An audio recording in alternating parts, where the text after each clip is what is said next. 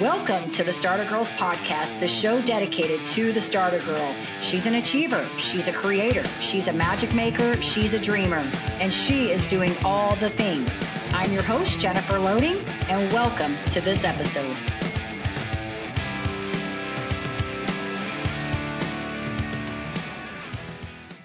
All right, here we are. Welcome to another episode of the Starter Girls Podcast. I'm your host, Jennifer Loading. I'm so excited about my guest today. She's an amazing woman, startup founder, Shannon Aylesworth, CEO of Ursamin, a platform designed to improve the lives of chronically ill patients. I want to say critically. We don't want chronically ill patients.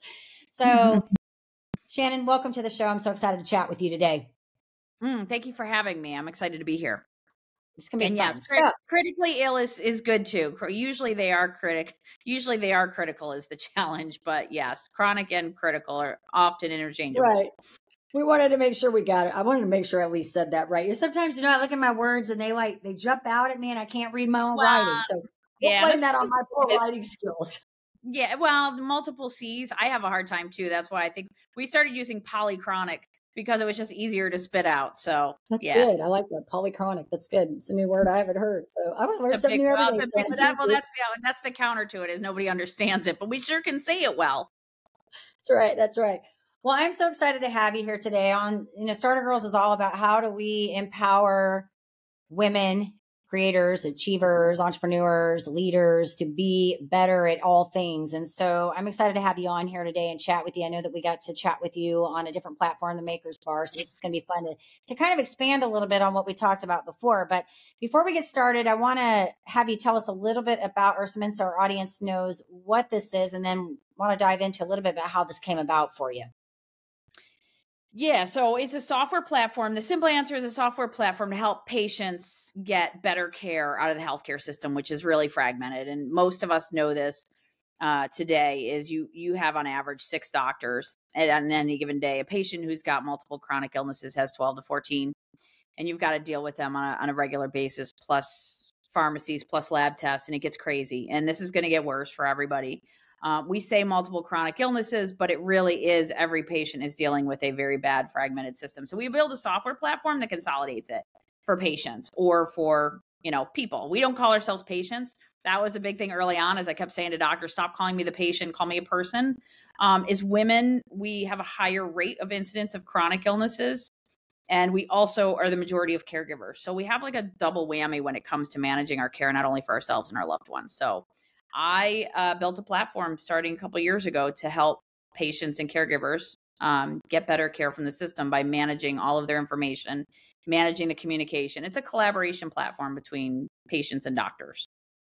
Yeah, and we talked a little bit about that because I'm excited about it. I think it's awesome. And we talked about, both of us, shared in this, is that as a person, not a patient, a person right, having a chronic condition, it is a lot of work. It's hard to navigate all of the information and the prescriptions and the things that you have to go through to just navigate the whatever it is that you're dealing with, the disease, the condition, whatever it is.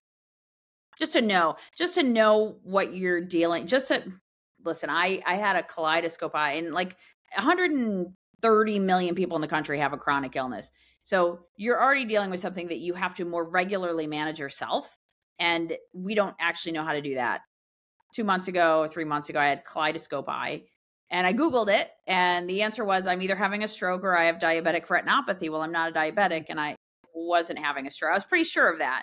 And it turned out it was just an ocular migraine. But the misinformation that's out there, because we are all dying for information, we're all looking for that information, is so bad. So it's so much more than it's consolidating the information, but then also giving you tools to be able to manage it, so that you're not constantly feeling like you have to go to the ER. And there's a big shortage of workers too. So it's kind of this huge problem that we're all dealing with. And I, obviously with women being a caregiver, and that'll dovetail into why I ended up doing this, is as a caregiver, watching somebody you love try to get frustrated. Mental health is actually, there's a big suggestion that mental health issues are dovetailing out of chronic illnesses as well, because just trying to figure out how to manage it.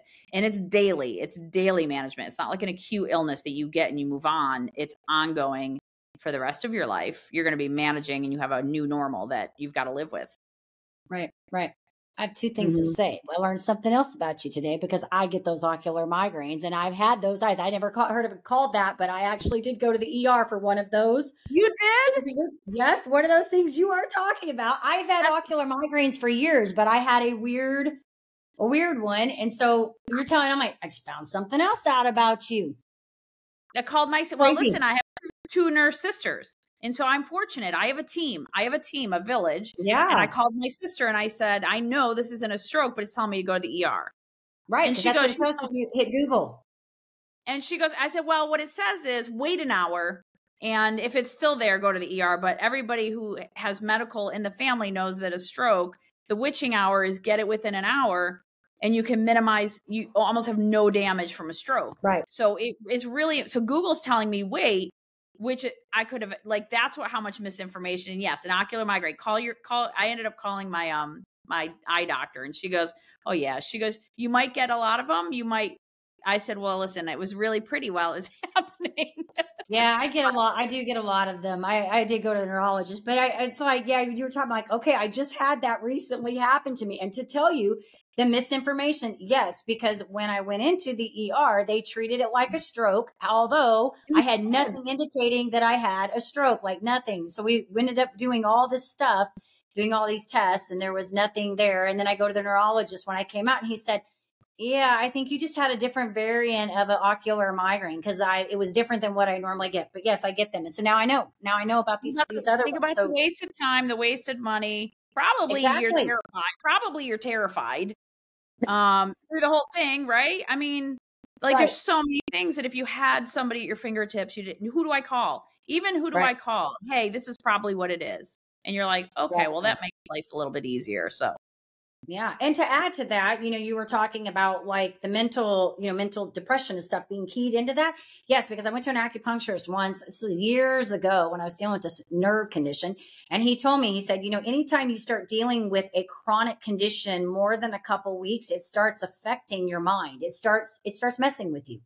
And this is probably why you see this, because and it's a vicious cycle, right? It's a vicious cycle that you get into because if you have a chronic condition, you don't feel well, you don't know if you're going to get better. So then you've got this depression or this mental stuff, and that doesn't necessarily help the condition. So you're in this like circle that goes around like this on a continual basis. How does it end, right? Yes. And so they're treating the symptoms. And that's where getting back to a primary care, getting back to somebody who can look at you holistically. And that's really what it's about. The information that we're saying put together is just so that you're not treating this. Because that's like, I always envision the game whack-a-mole is what happens to you as a patient. And you look at, right? It's literally whacking you through the system. And nobody's intentionally losing track of you. But you see veterans who have PTSD because they've got multiple issues. Listen, autoimmune come in threes. They always go chronic illnesses. They come in threes, and you can't, and you're literally going, but I don't feel well. Well, you're not acute because there's a simple answer for acute.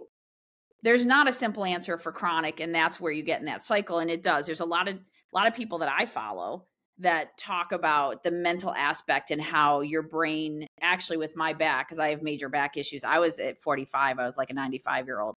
And they were like, you have to retrain your brain not to feel that pain. And so I had to like mentally, I could tell when my head was telling me to feel pain, but I didn't have pain because I had fixed it. So it's really complex. And we as people, as patients, as people, we have to get control of our health. We have to start learning, and we have to have, that's why they say health literacy. So education and knowing what to look for, that's kind of, again, how do we put that in the hands of the patient? That's kind of what you're bringing all together here. So I love it. Complex. So tell us really complex. Yeah. Tell us a little bit, because I know you shared with us on the Maker's Bar, but I'd love for our audience on this show to know a little bit kind of the backstory of how this came about for you. Yeah. So my story of when I found out, when I committed to doing this, is I lost my mom. She dealt with 3 chronic illnesses. What I didn't know at the time, we thought was acute. We thought she had a thing show up in her lungs. She had COPD. She had emphysema. She had something show up in her lungs, and we were playing whack-a-mole at that time because chronic illnesses wasn't communicated really as much as it is now. Like there's a really big, it's just gone through the roof. And there's there's so much, the cost, they talk about the healthcare system. The reason there's so many eyeballs on it is there's so much waste. You being in the ER is huge waste. Well, my mom was going through it. It wasn't as big. I think it was like 20% of the population. So it wasn't getting as much attention. So we thought we were just, oh my God, my mom was going to die. So we spent 12 years where they were doing this constant management, CT scans and MRIs, and it cost us way more money than, she didn't have any money. We were draining our pockets. We were exhausted. And then she had this pancreas issue that really did go acute. And they pre-diagnosed inconclusive cancer and decided to put her into chemo, not looking at her holistically and saying chemo, in fact, the number one side effect to chemo is irreparable lung scar tissue. Well, if you've already got if you're already immunocompromised in your lungs, you're not going to. She lasted 2 months. She didn't tell anybody how she felt. It was that fast. The oncologist and PCP didn't talk to each other. We didn't know any better. I had nurses. Like I said, I got 2 nurses in my family. All they kept saying was, something's wrong. Why are we doing this? Why are we doing this? Because she's just going down, south. And she was actually getting better for a while. So she ended up passing after 2 months. It was horrific. I met with the PCP after for myself, and she said, I didn't know she had died. She goes, I didn't know she went to chemo. I didn't know. She goes, why? She was getting better. We had gotten her on a path because her trajectory, our mom's trajectory was going down. We had, turned her. That's a whole nother story. Turned her going north. And then why would you mess with that? And it was when I started Googling and saw that was completely preventable. Had the oncologist and the primary care talked. Listen, I don't know what would have happened. We don't know. We never know. My mother always says everything happens for a reason. She was my best friend. And I couldn't fix it. And so I was livid. I wanted to sue everybody because it was completely preventable. And all they had to do was communicate. And that's when I started seeing the fragmentation of that's going on. And that's when I dug into the fragmentation, what I've done in my sales career for 25 years is fix a data flow problem that allows patients, consumers, and it's completely unrelated to healthcare. It's cable, it's cell phones. It was completely unrelated, but I was like, every other industry has solved this problem and you're doing nothing. And my mother died. And then as I was talking to so many people, everybody had a story. There's not one person that, like we talked about early on, maybe it was before this, there's absolutely a need. Everybody knows it. It's now just making the right moves and moving in that direction. And that's when I started to go down this path on, well, let me jump in and see if I can take my experience and help somebody else's family. Yeah. And I think what is so, I always talk about this on the shows about how our journeys are they're not linear, right? Like they're not like you go from here to here to here to here. It's like you're doing something and then something happens. It comes out of nowhere. It sort of sometimes stirs something up.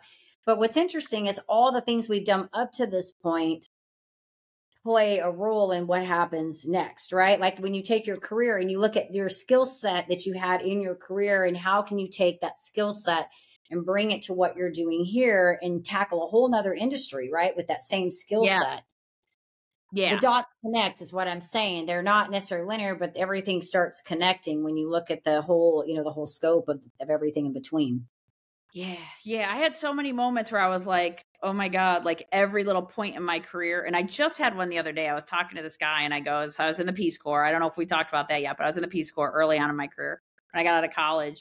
And I was like, I was going to change the Peace Corps in Honduras. And I'd written a whole architecture document on how to rewrite the program because I was sitting there I was teaching women how to market their tamales better. And they were like, it was really, and I was like, I wrote this whole thing and they're like, that's usually when volunteers go home. And I'm like, no, save the world. And they ended up implementing it a year later on my way out. And they were like, this is how we'll get better outcomes for the volunteers, for the people that we serve, and the money that the US was sending down there. I was very frustrated with the fact that I was like, there's so many things we can do and we're just wasting money. Of course, I was very idealistic at the time. I'm a little bit more mature now. But to your point, it was like, this job, every day, I kind of see something that in my past serves me here. Right. I don't always remember it, I don't always remember it. There's times where I'm like, oh my God, that's how that part really helps me here. It's all, like you Right. say, it's not linear, but it all maps. Yeah, if you connect, like you think about the Peace Corps, for instance, where you were trying to make a difference in on some larger level, right? Like you're trying to make a Mhm. difference, and now you've spent these years kind of in a different space, and then you come back, and that's kind of what you're doing here. You just found now that a calling and a need that brought these pieces to here.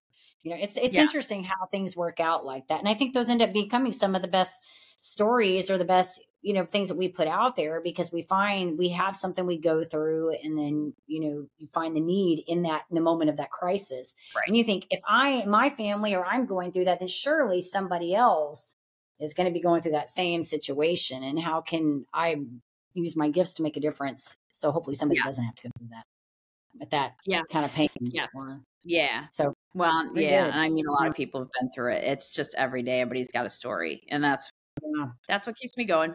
Entrepreneurs, are you ready to level up your leadership skills? Tune in now for an exclusive offer designed just for you. This is my time. Did you know 63% of consumers prefer businesses aligned with their values? Recognizing your core values isn't just vital for business growth, it's the bedrock of effective leadership. Away and the game's on the line. There ain't no Whether you're a seasoned entrepreneur or an aspiring creator, identifying your core values is a key step in constructing the framework of a successful leader, enabling you to lead authentically, expand your business, and live life on your terms. never settled on play. Putting the kettle to flame. I go 100 all day. Foot on the pedal, no brakes. 10, 9, paid all my dues, waited in line. 8, 7. Are you ready to access tools to kickstart your leadership journey? Unlock a treasure trove of insights and get your free resources at www.linktree/Jennifer Loading. Take that crucial first step toward realizing your leadership aspirations and elevate your leadership game today.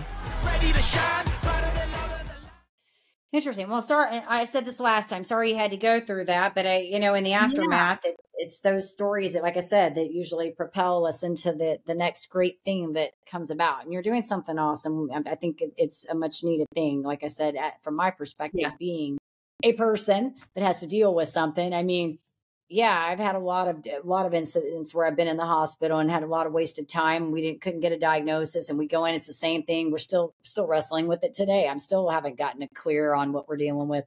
And it is frustrating because you get situations where you don't know whether medicines can mix together, or if this doctor's saying one thing, you got this doctor saying this, they don't necessarily agree on treatments and stuff. And so, yeah, if you can have everything in one place, it sure would make it easier on everybody, doctors and patients. People, Well, all it's of both us. sides. It's both sides. I think the doctors don't even have it. Like, nobody has Yeah. it. There's no source Right. of truth. Everybody's doing the best they can. And you're like, okay. And that's where people just keep falling. And the challenge is that people have to suffer from it. And Right. it's kind of it's one of the things where I keep saying all your info in one place. That's what we said, but I'm like, it's a little cliche because it's not really, we do so much more than that. Yeah. We're just like, hey, there's no single source, and it's getting where there's so many sources. I talked to a doctor last night. Her sister has stage 4 metastatic breast cancer because that patient information is everywhere. Nobody saw. There's obvious. If you look at my mom's trail of her Yeah. history afterwards, you're like, oh, it's so obvious. And the Right. people who know this are the doctors, and the doctors are like, they're only giving, again, I say whack-a-mole, they're being presented a slice of data and it's moved on. So they do the best they can. So one of the things that we're thinking about is like a shared calendar, which says, hey, the patient's had these 5 appointments. You don't have to absorb Dr. So-and-so. You don't have to absorb all the data. You just need to know, are they, I love this term, trajectory, up or down? Where have they been? And know, is there something you should worry about? Medications, they're drowning in the medications. They have just as many problems as the patients do. So how do you give them a view where you're like, if this patient comes in, are you handing them upward or are they in a downward? And you're playing Yes. whack-a-mole, and just that vision. So that's where it's not really about us giving people, like, it's the value. That's why we ended up rebranding, because I was like, saying all info is very static. It's all about you, Jennifer. When you come in to see me, you've got an ocular migraine. What happened the last 3 years Right. that shows me a trigger that sets off this migraine? Is it important? Like, listen, normal is a really big thing. We all have new normals now because of what's going on with the food and the environment and all that Mhm. stuff. there's all this thing called new normal. That's why your doctors will go, we don't worry about that. We don't worry about that. You if you're look at your one test result, you'd be like, oh my God, I'm dying. They're like, no, that's kind of normal for you. You're normal. Right. So as much as you can do that with patients, now you've got the ability to intervene. Like my mom, do not give her chemo. She's got compromised lungs. Her doctor would have been like, no, keep going. That's where if you look at the team-based care, like the big hospitals, and now you got me going on my pedestal because that's what happens. If you look at the really smart, I should say the big specialty hospitals where you come in and with her, I learned this. You get like 6 doctors. They all come around and they go, okay, we all looked at your stuff. This is going up. This is going down. I'm aggressive. I'm conservative. Here's your options. And you go, listen, I like this. Do no harm, or hey, I want to go aggressive. And then you all work on that together, and everybody's kind of watching the results, because they say healthcare, I learned this 60 days ago, was you can have twins with the same exact disease and it will present differently. So you have to be involved in your care. Your doctors have to see everything. They don't need an influx of your data. They don't need to know. The doctors are like, sometimes, they're sharing you that they had gas yesterday. No, I didn't need to know that. So it is finding that middle ground, right? Right. Well, and to your point, I mean, because I think they're so, like, you could go, and I don't even know, we could be on this forever. You could go to one doctor and one is being more aggressive, one's being more, not so aggressive, right? And you may go and you may be in the middle, and then you go into the one, and the one scares you, right? So then you're doing things that you probably shouldn't even be doing because they haven't checked really all the other notes. And I think when you're talking about being even like assertive about your own healthcare, because I think I don't want to say a lot of people, I think, go in, the doctor tells them that, and they don't question anything. They don't ask any questions. But then you have somebody like myself who's going to go in and say, I'm going to go home and research what they just told me, because I want to get my own information and make sure that this is even in alignment with what the other doctors over here are telling me, right?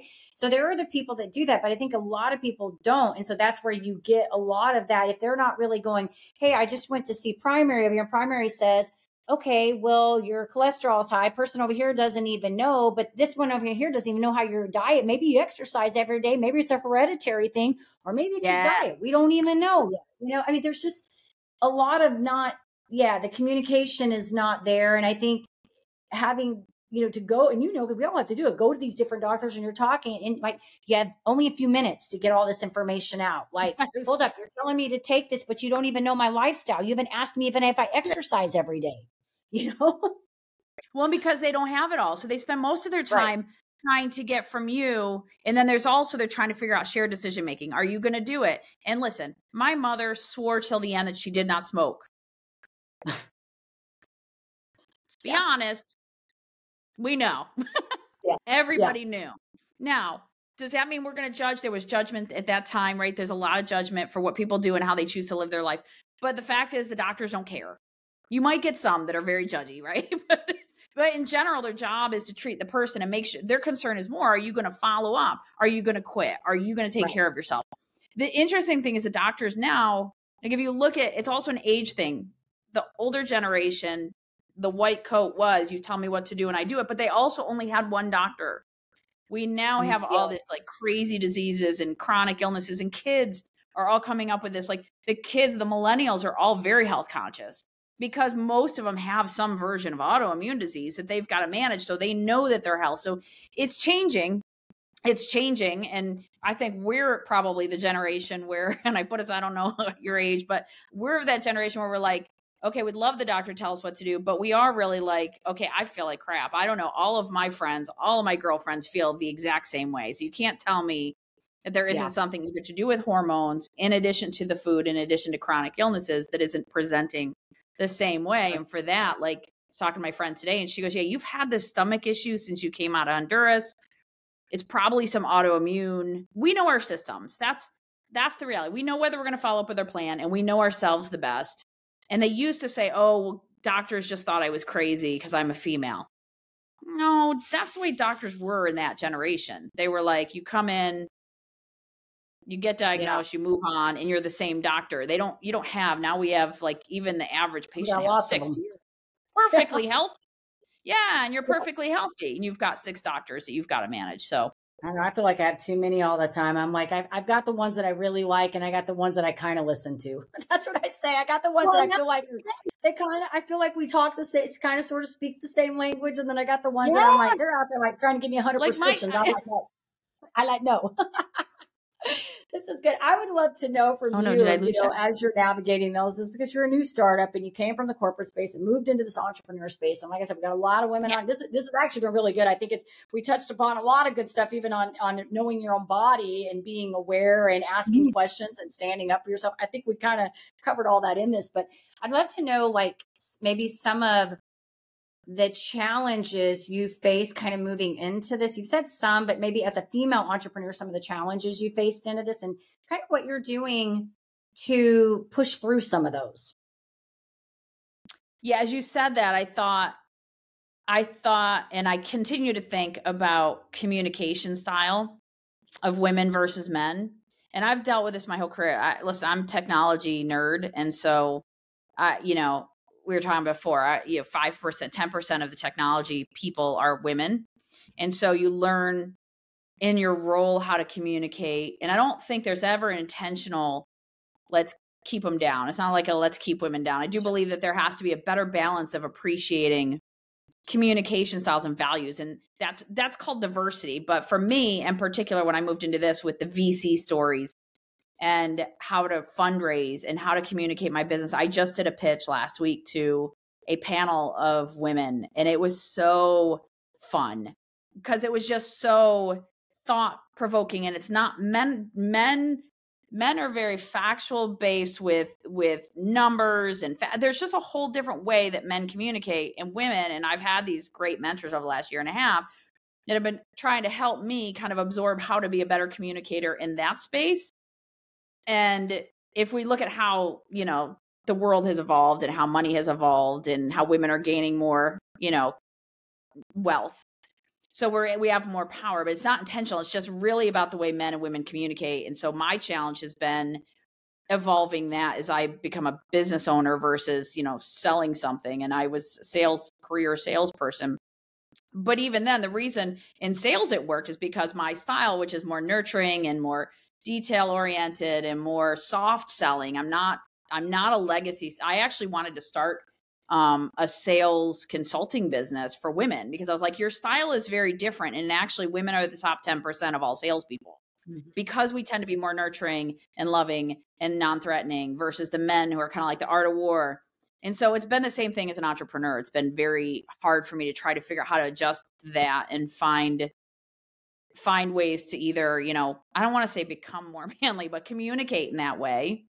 Yeah. Because otherwise it's like, they're like, I don't know what you're talking about. And generally usually on panels, it's all men. I mean, and there's nothing wrong with that. It's just understanding that, I don't know, everybody's got a significant other, that the communication is often, how do you figure out how to communicate better to each other? And that's my biggest challenge is how do I do better, especially in the VC world where, it is a very, it's very built for men because that's who had the wealth traditionally. So it's hard.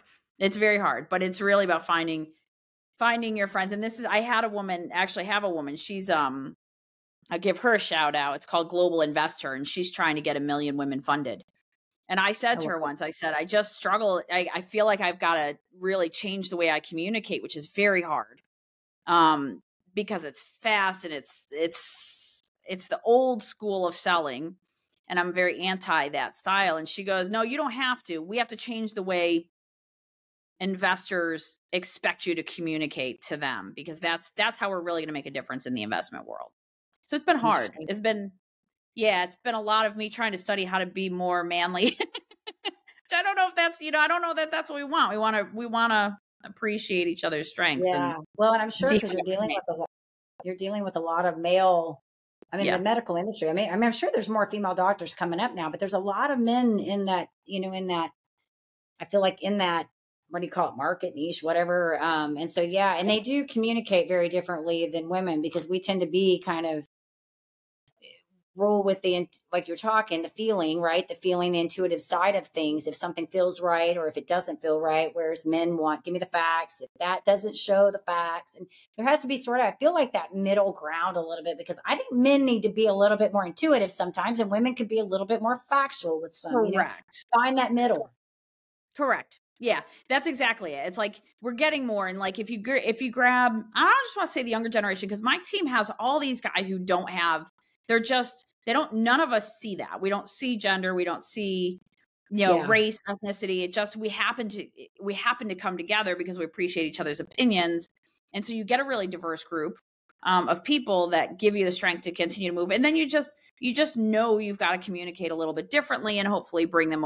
And there's so many people trying to do good and trying to change the landscape for women that I would say early on, I think I probably spent too much time trying to figure out how to navigate that versus making my own path. And that's where you and I talked about gut and figuring out, like, stick with your gut. Because every single time I would go back to, I'd be like, I freaking knew it.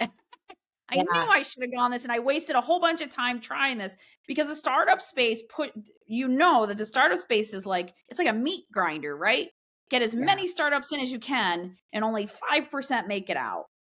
And so it really is, you're like, do you make a choice to not run as fast and be a little bit smarter, a little bit more thought-provoking in your journey? Mine is whether I bootstrap or raise money. And there's days when you're terrified. I'm terrified because I'm going to run out of money, and I don't know if I'm going to find my next founder, investment or whatever. And, this one lady said she's 3-time bootstrapper. It's all she does. She's like my hero. I just follow her all day long, because I'm like, if we could bootstrap it, but healthcare is a big industry. Healthcare is, and they're no different. I mean, they've got kind of splits of gender where you see like the nurses is obviously dominated by women, because that role is very nurturing and patient care, and doctors are diagnostics. So they're very math. I found doctors really, I actually resonate really well with them, but I'm a technology, math, and science girl. So I'm a little bit different in that way, in that I can talk to them technology and art and science. And it's really, it's been really eye-opening for me, like moving industries. If you're ever worried about being afraid of moving industries,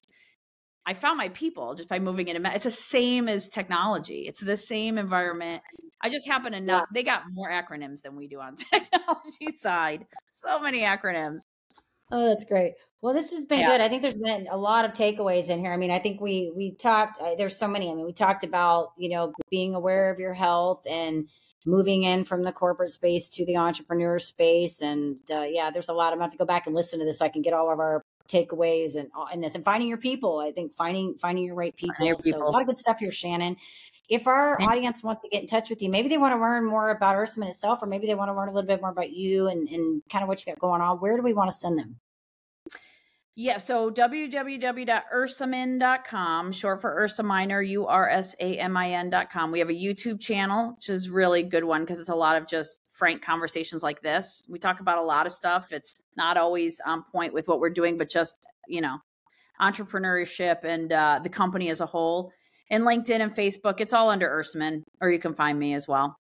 Awesome. And is your podcast your YouTube? Because you have a podcast, right? Or is that the YouTube? Well, the YouTube is like it's unlimited. YouTube is is it a podcast? It's called Unlimited Access. So it's our show. It's where we talk about. Okay, it's your show.